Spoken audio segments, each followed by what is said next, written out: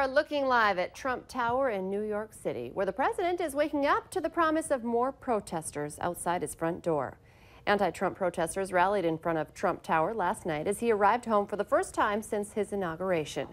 The activity comes after a white supremacist rally turned violent in Virginia on Saturday. Hey, very good Tuesday morning, everyone, and thank you so much for waking up with the Valley today. Kyle Bosch here with Lisa Bedeau as we get started with nonstop news and weather all the way up to the top of the hour to help you plan your day. And we do start with breaking news that we've been following for you this morning out of North Fargo. Police there looking for a couple of men suspected of holding up a North Side convenience store early this morning. That's where we find Valley News Team's Ashley Bishop reporting live. You've been in that area for several hours and have talked to police. What do we know at this point? Good morning, Kyle and Lisa. The police are searching for two male suspects wearing dark clothing and had their faces covered when they entered this Casey's General Store just behind me. They entered the main doors, demanded money, and then left and went southeast. A large perimeter was set up this morning, about a mile wide, encompassing many of the downtown streets here, causing a little bit of chaos for people to get around. Canines were brought in and their track was unsuccessful. And the men that were in the store, police say, were in there for about a minute or less. They demanded the money. They were armed. Police say that the men were armed. We heard a knife and gun over our police scanner. Police would not confirm if those were the weapons that the men had. They are looking for more information. Again, the description of the men at this point is just two men wearing dark clothing and had their faces covered. So if you know any information, we're in the area at this time, please give police a call. And we're waiting to hear more from them. There were surveillance videos in the store, and they're working on getting images from there. Okay, so hopefully we'll find out even more, maybe even better description. Ashley Bishop, thank you so much for continuing to cover this developing story. Also breaking for you this morning, police in Grand Forks say a man is dead after an hours-long standoff in an apartment building. It all started around 7:30 last night when officers responded to a welfare check about a suicidal man in the 2400 block of 36th Avenue. When officers arrived, they say they found a man in his apartment with a rifle. Police set up a perimeter and evacuated the building. They then called in the SWAT team, negotiators, and the bomb squad. After several unsuccessful attempts to talk with the man, they used a robot to go inside. That's when officers say they found the man dead. The investigation remains active, and anyone with information is asked to call police at 701-787-8000. Time now to get a check of our storm team forecast on this Tuesday morning, and it sounds like we could be in line for some storms later today. Lisa Green? Yeah, later today and tonight, looking at rain moving in and the clouds as well. So we want to enjoy this sunrise this morning on our time lapse. It was just gorgeous, that orange bright sunrise here reflecting off the clouds. And now that sun is up nice and bright with a few clouds still out there filtering out some of that sunlight, but still a beautiful start to the day. In Fargo, other places were stuck in the fog again this morning. A quarter-mile visibility in Cooperstown, Gwinner, and over into Wahpeton, quarter-mile visibility as well. So some patchy dense fog in some parts of eastern North Dakota and into Minnesota. We've got some trouble with fog too.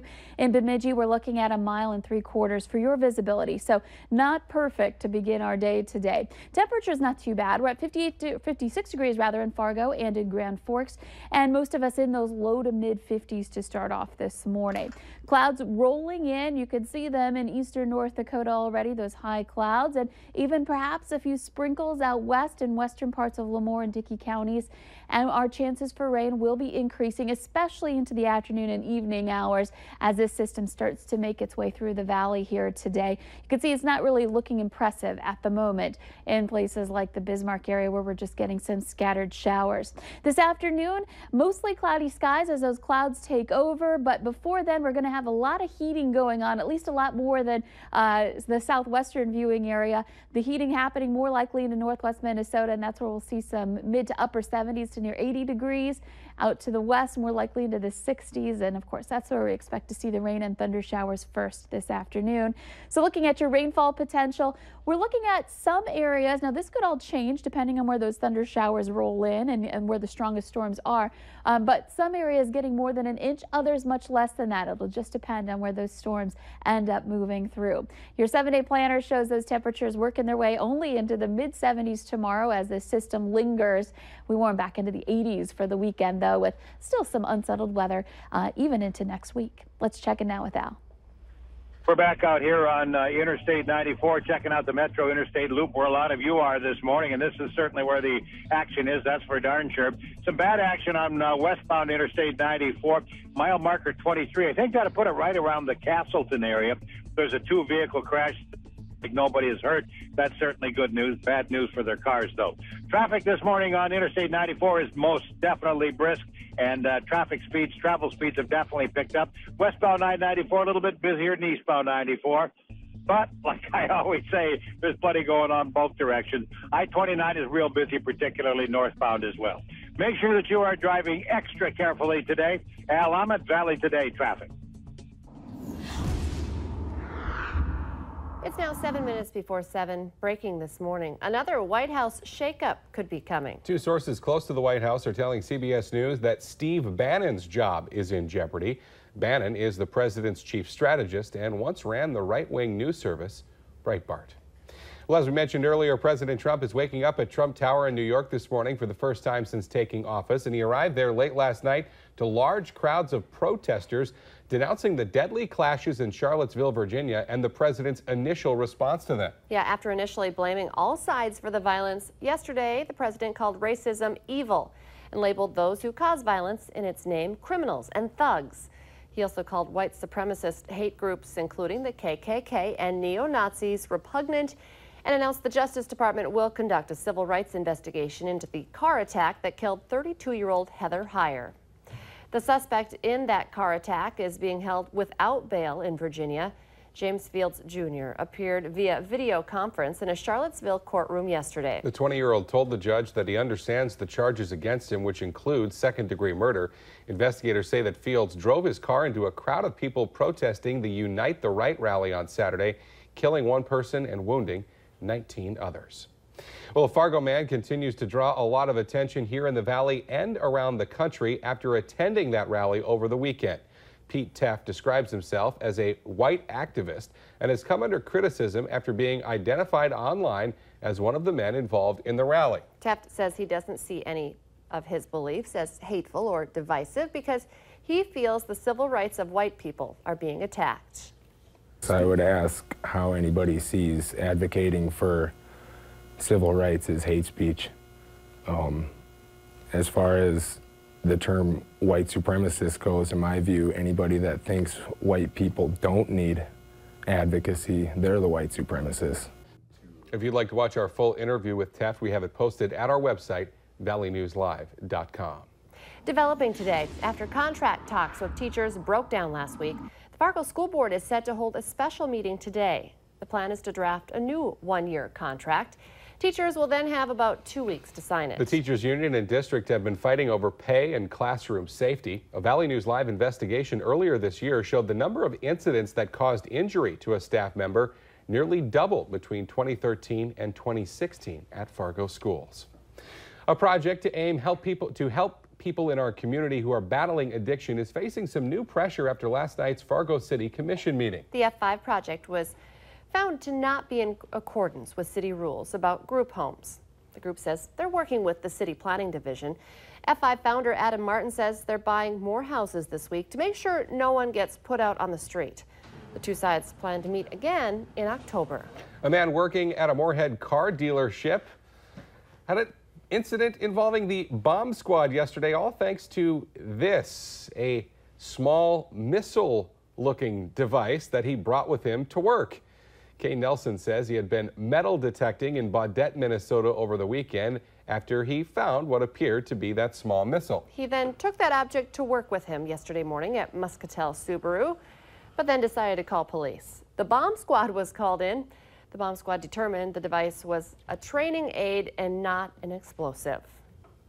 There are some salespeople knocking on doors in Fargo, but police say you should not be too concerned. Protect Premier Chemical has been in town since last Monday, and police say they are licensed. Now, police say the company will be in town doing sales until at least next Friday. If they do come to your house and you ask them to leave but they refuse, you can call Fargo Police at 235-4493 to report it. Well, West Fargo Mayor Rich Mattern has now confirmed that Duluth Trading Company is coming to town. He posted it on his Facebook page yesterday saying the store will be the first of its kind in North Dakota. Duluth Trading will be located near Costco in West Fargo. There's no word yet on when the store is set to open. A West Fargo kid had a night to remember with one of rock's biggest stars. Check this video. My favorite story in a long time here. 10-year-old Steele Bryant's dad posted this YouTube video of his son belting out rock and roll all night at the Shooting Star Casino in Mahnomen Friday night with, yes, that's Kiss frontman Gene Simmons. Steele's dad says his son has been a die-hard Kiss fan for the last 2 years, and that one of his dreams was to meet the band. Obviously, as you can see, he even got to wear Simmons' sunglasses. I hope he got to keep those too. That would be quite the prize. Obviously, being on stage and getting to sing the band's most iconic song with them, probably even better. A memory he's going to have for the rest of his life. And not even nervous. I mean, look at him. Look at how good he does. He is cool, collected. He's probably going to be a rock star someday as well. Yeah, that is pretty amazing.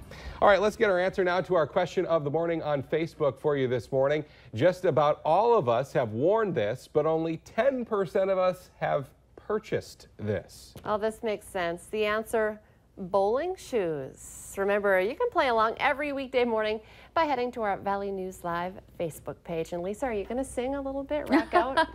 No one wants to rock out to this forecast. I know, it's kind of, well, you know, go bowling inside. Yeah, that's one thing you can do while it starts to rain. But this morning is nice, so enjoy this morning's sunshine that we've got in Fargo. Just beware that there are some patchy areas of dense fog. It's later today that we've got the clouds rolling in, and eventually tonight that chance for some rain and thunder, and that kind of lingers into tomorrow. So a little gloomy and a little cool, 60s and 70s the next couple of days. The Today Show and CBS This Morning are just about to get started, but the Valley Today rolls on. We have more live up-to-the-minute news and weather coming up right now for you on the Fargo CW.